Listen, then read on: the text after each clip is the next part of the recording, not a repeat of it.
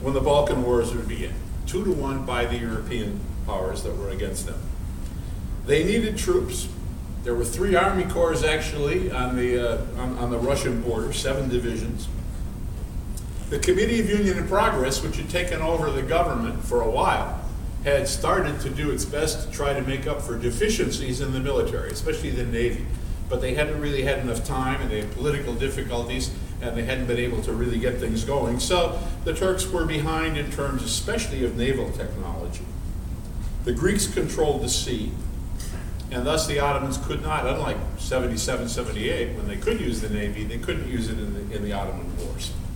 But more trouble was at hand. In 1910, Albania began a revolt that was to continue for 2 years, quiescent in 1911, started again in 1912, and the revolt was continuing. The worst was in Libya. In Libya, the Ottomans were at war with Italy, a straight-out imperialist war of aggression. Italy wanted an empire. It was the European habit at the time. Everybody had to have their little piece of somebody else's land. Italy came to it late because Italy wasn't really starting to go until 1870. And so, because they had had a long connection with Libya, the Italian merchants and such had been going there for centuries actually, and because everything else was taken. I mean, Algeria, Morocco, Tunisia, Egypt, all these things were taken by the French and by the British. And so the Italians said, well, what's left? And oh, here, Libya. And so they decided to take Libya. The Europeans were bartered with to agree. The Italians agreed to let the French have Morocco in 1910. They agreed to the annexation of Bosnia by the Austrians in 1908. They agreed with the Russians in 1909 to open the straits, lots of different agreements, and basically got the Europeans to do nothing. Now, as we're going to see, there's going to be direct violation of European law involved, but that's the way it goes. September 29th, 1911, Italy declared war. The Ottomans only had a small garrison, about 15,000 people in Libya. The Italians took all of the coastal areas fairly quickly. But the Ottomans held out in the interior because of 2 things. First of all, they had the Senussi troops, an Arab Sufi group that is still around today and is still causing trouble in Libya right now as we speak. But these people also had very, very good leaders that came from the Ottoman Empire. 2 specifically were there. Enver Pasha, not quite as good, or Enver at the time as he was known, and another one, Mustafa Kemal, who was to be heard later on. These people were fighting a reasonably successful guerrilla war. But while this was taking place, the adversaries were gathering to fight the Ottoman Empire in Europe. The countries involved, Bulgaria, Serbia, Montenegro, and Greece, had a problem. And that was, they all agreed they wanted to take everything from the Ottomans that they possibly could, but they all wanted the same stuff. They all wanted the same land. The Serbs wanted one, the Bulgarians wanted the same exact territory, the Greeks wanted the same territory. They couldn't agree on what they wanted, so they said, well, look, let's forget about that. We'll just attack the Ottomans, take all their stuff, and then we'll divide it up later. Not the wisest policy you can come up with, but a successful policy in terms of unifying your armies, which was what actually happened. By spring of 1912, they had agreed to fight first and decide later what was going on. On October 8th, 1912, war began with Montenegro moving south.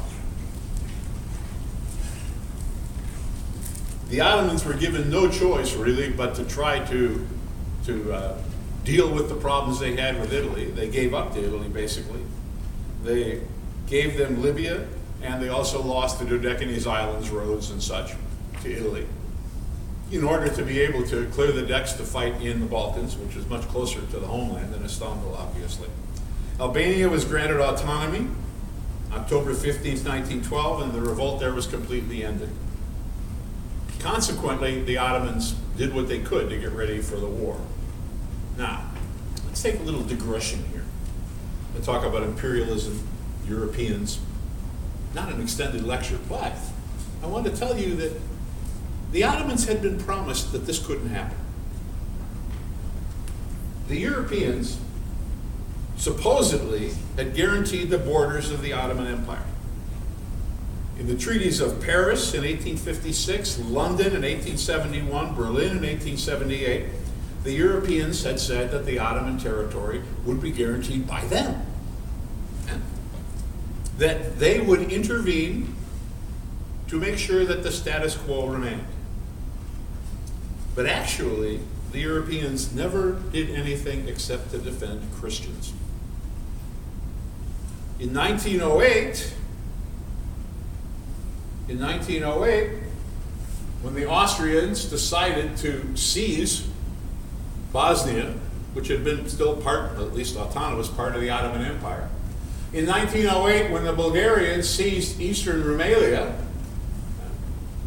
did the Europeans keep their promises? No, not at all. They didn't care.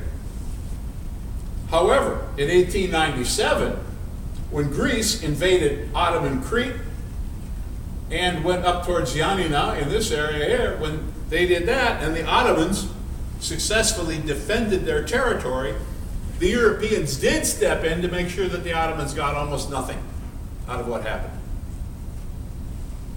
In 1912, as the Christian powers were attacking the Ottoman Empire, the Ottomans said to the Europeans, "Keep your promises." And the Europeans said,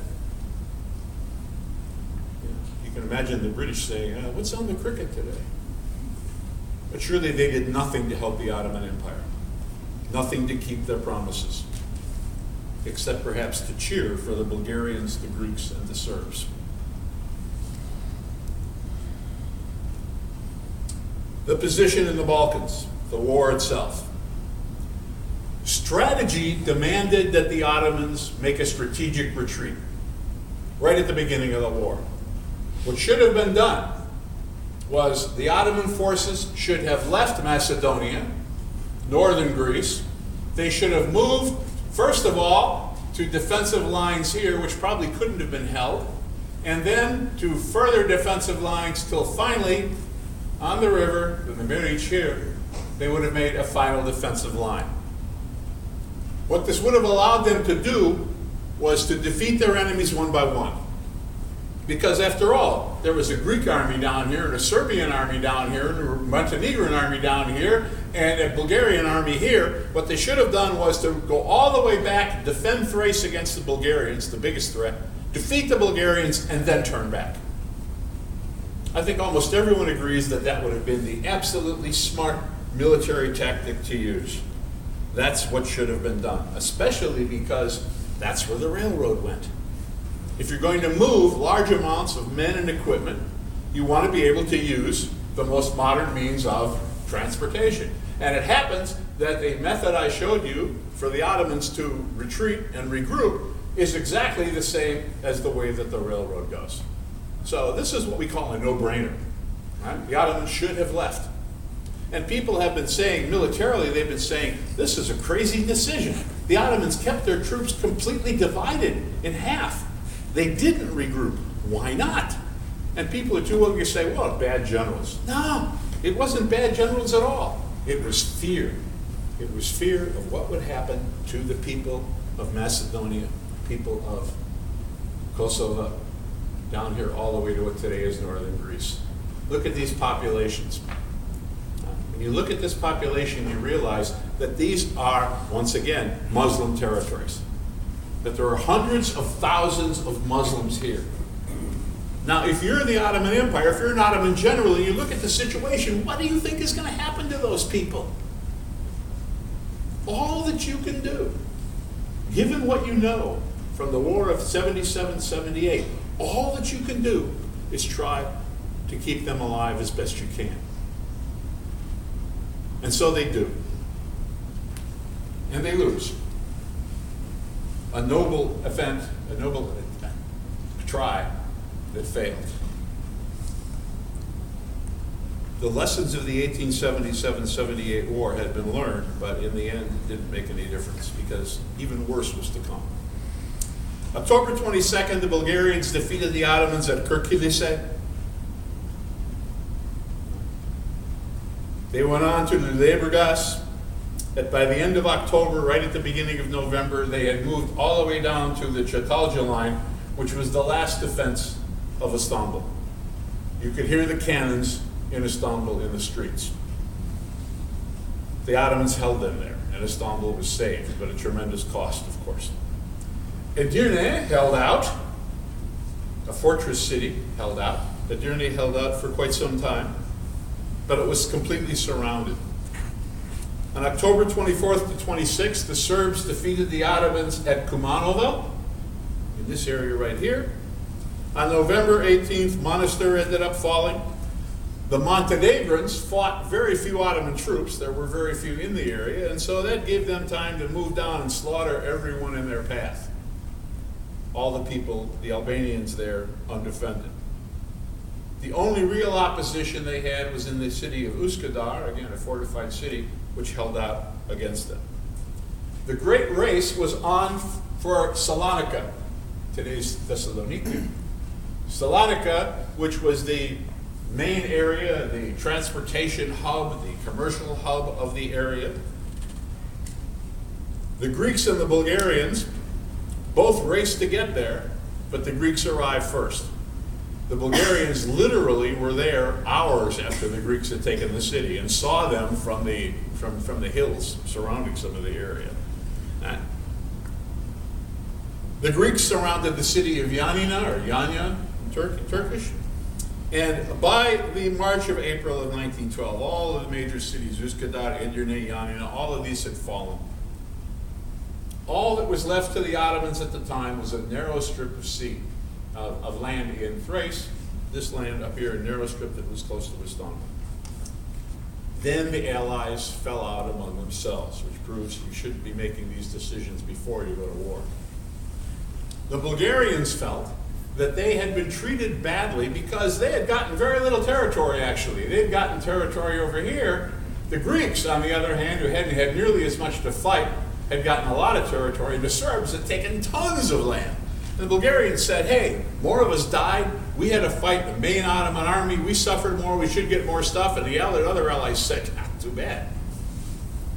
And so the Bulgarians basically turned around and attacked. They attacked Greece and Serbia in June 29, 1913.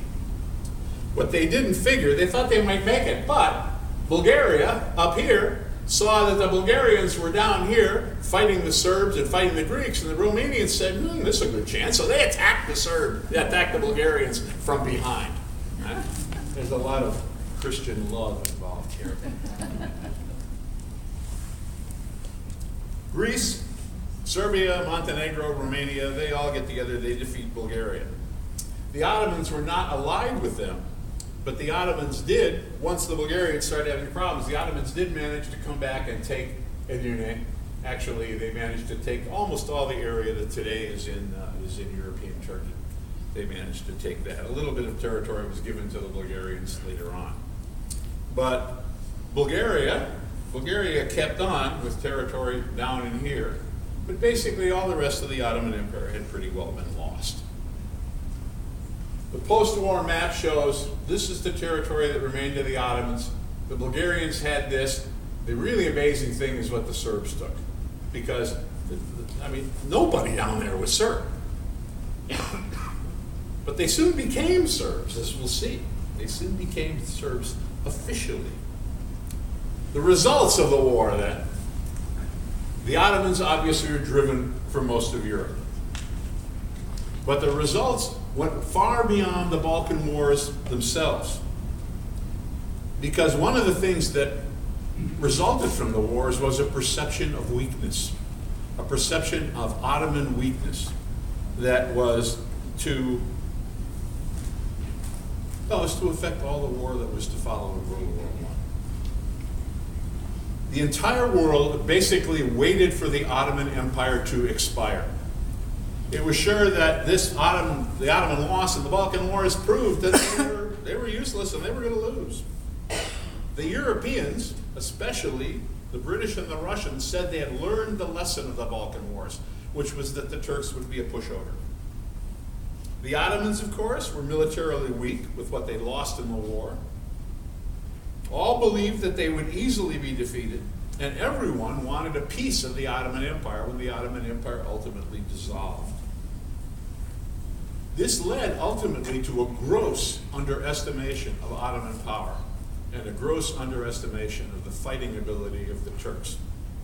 It was this prejudice, this idea of Turkish weakness, this statement of the sick man of Europe that caused the British to make horrible mistakes in Gallipoli and in Iraq.